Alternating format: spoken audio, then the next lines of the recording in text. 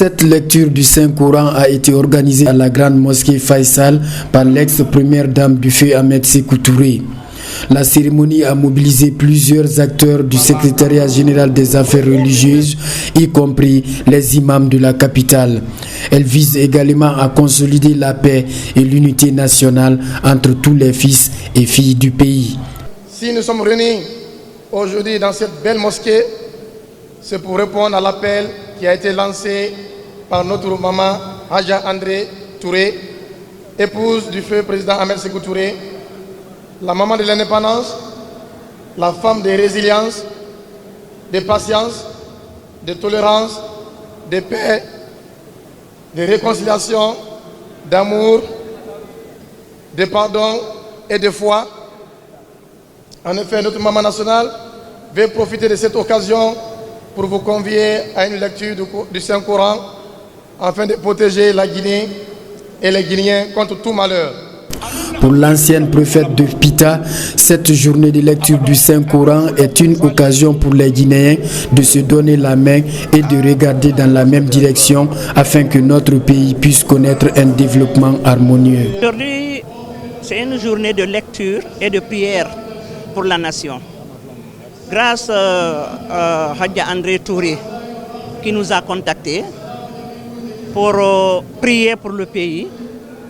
Elle nous a dit que son intention, c'est de réunir tous les filles et fils de la Guinée pour l'amour, pour le pardon et la fraternité.